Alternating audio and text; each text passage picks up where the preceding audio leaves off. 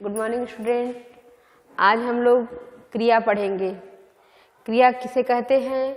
जिन शब्दों या पदों से कार्य को करने या होने का बोध हो, अर्थात जो शब्द या पद ये बताए कि वाक्य में कार्य होने की क्रिया पूरी हो रही है, उसे हम क्रिया कहते हैं। क्रिया दो प्रकार की होती है, कर्म के आधार पर और रचना के आधार पर। तो पहले हम पढ़ेंगे कर्म के आधार पर क्रिया का भेद। कर्म के आधार पर क्रिया के तीन भेद होते हैं, अकर्मक, सकर्मक और द्विकर्मक। इस उदाहरण के द्वारा हम आपको समझा रहे हैं कि अकर्मक क्रिया कैसे है। राहुल पढ़ता है। इस वाक्य में आप देख रहे हैं कि पढ़ने की क्रिया हो रही है लेकिन कोई कर्म नहीं है। राहुल पढ़ता है तो राहुल करता है और पढ़ना क्रिया है। इस तरह से हम देख रहे हैं कि राहुल पढ़ता है में सिर्फ पढ़ता है क्रिया है, और राहुल पुस्तक पढ़ता है अर्थात राहुल पुस्तक को पढ़ता है, यहाँ पर पुस्तक कर्म है। राहुल बच्चों को पुस्तक पढ़ाता है, यहाँ राहुल करता है, बच्चों को कर्म है और पुस्तक भी कर्म है। इसलिए वाक्य में दो बार कर्म आने के कारण क्रिया कैसी है? द्विकर्मक। यहाँ यदि क्रिया एक बार आती है तो अकर्मक है, अर्थात कर्म नहीं है और क्रिया है, कर्ता और क्रिया है, कर्म नहीं है तो क्रिया अकर्मक है। राहुल पुस्तक पढ़ता है तो यहाँ पर पुस्तक कर्म है, इसलिए क्रिया क्या है? सकर्मक है। राहुल बच्चों को पुस्तक पढ़ाता है, राहुल करता है, बच्चों को और पुस्तक दोनों कर्म है, इस कारण वाक्य में द्विकर्मक क्रिया है। रचना के आधार पर क्रिया के भेद। रचना के आधार पर क्रिया के जो भेद हैं वो 5 हैं। पहला है सामान्य क्रिया। जैसा कि इसके पॉइंट से समझ में आ रहा है कि सामान्य क्रिया का मतलब होता है कि जहाँ एक ही क्रिया का प्रयोग किया जाए, एक ही क्रिया का प्रयोग किया जाए। जैसे वह गया, वह गया में वह करता है और गया एक ही क्रिया है, इसलिए यह सामान्य क्रिया है। संयुक्त, संयुक्त का मतलब होता है जोड़ना या जुड़ाव। तो संयुक्त में जोड़ने की बात आती है तो जहाँ दो या दो से अधिक क्रिया का प्रयोग हो, एक ही वाक्य में दो या दो से अधिक क्रियाओं का भी प्रयोग होता है।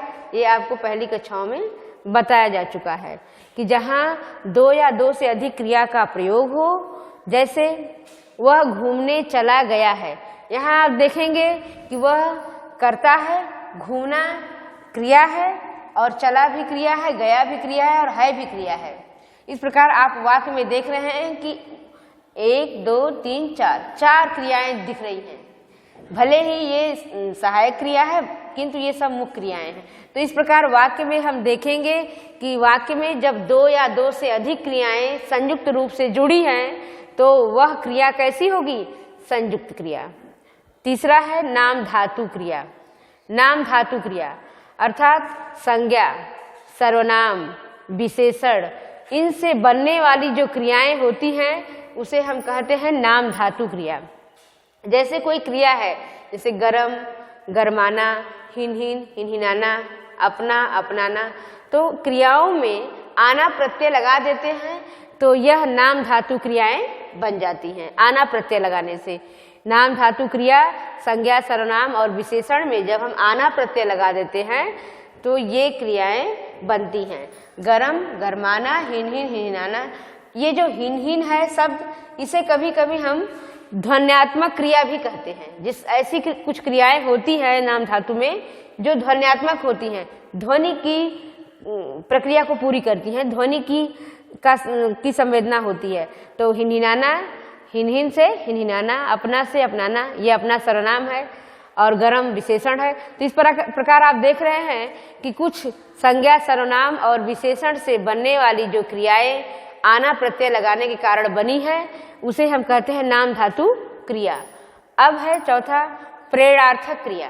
प्रेरणार्थक क्रिया क्या होती है? प्रेरणा अर्थात कार्य को कर्ता स्वयं नहीं करता है बल्कि वो दूसरे से करवाता है। जब कर्ता स्वयं कार्य न करके दूसरे को कार्य करने की प्रेरणा दे।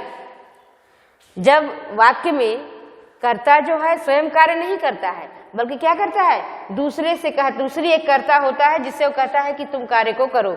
माता जी ने, यहाँ माता जी कर्ता है, नौकरानी से खाना बनवा रही हैं। यहाँ पे नौकरानी भी कार्य कर रही है, ये कर्ता है, क्योंकि खाना बनाने का कार्य कौन कर रही है, नौकरानी, और बनवाने का कार्य कौन कर रहा है, माता जी। तो इसलिए माता जी क्या है, कर्ता है, और नौकरानी प्रेरणार्थक शब्द है जो इस कर्ता के माध्यम से प्रेरणा पा करके कार्य कर रहा है। तो इस प्रकार से माता जी नौकरानी से खाना बनवा रही हैं, यह बनवा रही हैं, ये शब्द क्या इंगित करता है कि यह प्रेरणार्थक क्रिया है। तो जब वाक्य में कर्ता स्वयं न कार्य करे और दूसरे के माध्यम से कार्य को करवा रहा हो तो ऐसी क्रिया प्रेरणार्थक क्रिया कहलाती है।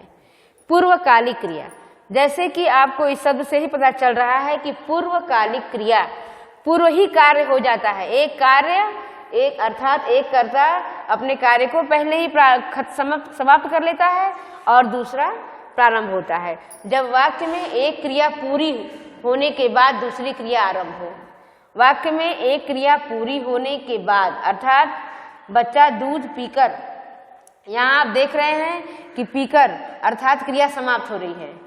पीकर, खाकर, उठकर, बैठकर, सोकर, ये शब्द क्या इंडिकेट करते हैं, क्या इंगित करते हैं कि आपकी क्रिया समाप्त हो गई है और दूसरी क्रिया प्रारंभ हो गई है, सो गया। दूसरी क्रिया यहाँ प्रारंभ हो गई है, सो गया। तो बच्चा दूध पीकर, तो जहाँ खाकर, पीकर, उठकर, बैठकर ऐसे शब्द आते हैं वाक्य में, वहाँ पर क्रिया कैसी होती है, पूर्वकालिक होती है। और आप देख रहे हैं कि बच्चा दूध पीकर अर्थात एक बच्चा का दूध पीना कार्य समाप्त करना बता रहा है, और सो गया दूसरी क्रिया का प्रारंभ कर रहा है। इस प्रकार से बच्चा दूध पीकर सो गया, इसमें पूर्वकालिक क्रिया है। तो एक बार आपको हम बता दें कि जो है क्रिया क्या होती है, वाक्य में कार्य करने की बात जब आती है तो उसे हम क्रिया कहते हैं। क्रिया के दो प्रकार होते हैं, रचना के आधार पर और कर्म के आधार पर। कर्म के आधार पर क्रिया 3 प्रकार की और रचना के आधार पर क्रिया 5 प्रकार की। तो इस प्रकार आप अच्छे से इसको अध्ययन करें। धन्यवाद।